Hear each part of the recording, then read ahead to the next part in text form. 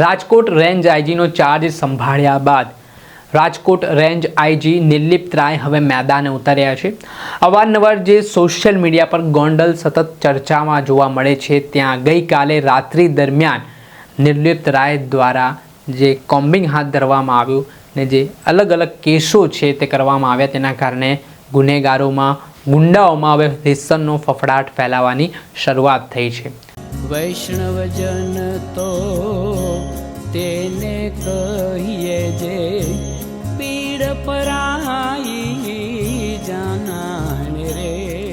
મિત્રો, નવજીવન ન્યૂઝમાં આપનું સ્વાગત છે। રાજકોટ રેન્જ આઈજી નિર્લિપ્ત રાયે રાજકોટનો ચાર્જ સંભાળ્યા બાદ હવે એક્શન મોડમાં જોવા મળી રહ્યા છે।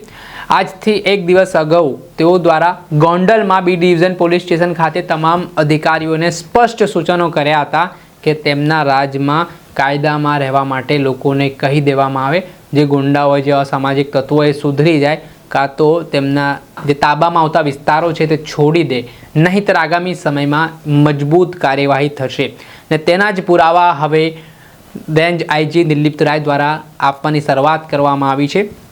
ગઈકાલે મોડી રાત્રિ દરમિયાન ફરી અચાનક રેન્જ આઈજી નિર્લિપ્ત રાય છે તે રાજકોટના મુખ્ય રસ્તા ઉપર ગોંડલ જે સતત સોશિયલ મીડિયા અને મીડિયામાં ચર્ચામાં રહે છે ત્યાં પહોંચ્યા હતા। આ દરમિયાન તેમના દ્વારા મોટી કાર્યવાહી કરવામાં આવી છે, જેમાં રાત્રિ દરમિયાન ગોંડલમાં દારૂ પીધેલી હાલતમાં જે શખ્સો છે તેમને ઝડપી પાડવામાં આવ્યા છે, તેમની સામે પ્રોહિબિશનનો ગુનો નોંધવામાં આવ્યો છે।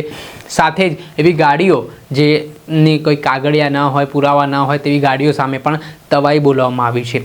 નિર્લિપ્ત રાય દ્વારા જે રાત્રિ દરમિયાન ગોંડલમાં કામગીરી કરવામાં આવી છે તેના કારણે ગુંડાઓમાં ફફડાટ ફેલાવાની શરૂઆત થઈ છે અને સ્પષ્ટ મેસેજ રેન્જ આઈજી નિર્લિપ્ત રાય દ્વારા આપવામાં આવ્યો છે કે તેમના રાજમાં ગુંડાગીરી જરાક પણ ચલાવી લેવામાં નહીં આવે।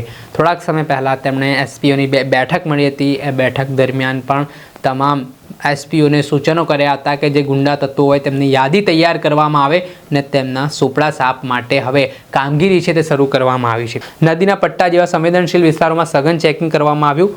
કુલ 7 જેટલા વાહનો ડિટેન કરવામાં આવ્યા અને અંદાજિત 2900 એટલાનો દંડ વસૂલવામાં આવ્યો। આમાં અચાનક હાથ ધરાયેલી આ કાર્યવાહીથી અસામાજિક તત્વોમાં ફફડાટ ફેલાયો છે। રેન્જ આઈજી નિર્લિપ્ત રાય, એસપી વિજયસિંહ ગુર્જર અને સાથે ડીવાયએસપી કેજી ઝાલાના માર્ગદર્શન હેઠળ આ કોમ્બિંગ છે તે હાથ ધરવામાં આવ્યું હતું। દર્શક મિત્રો, આવા જ નવા વિડીયો સાથે આપણે માહિતગાર કરતા રહીશું, એટલે નવજીવન ન્યૂઝ જોતા રહો।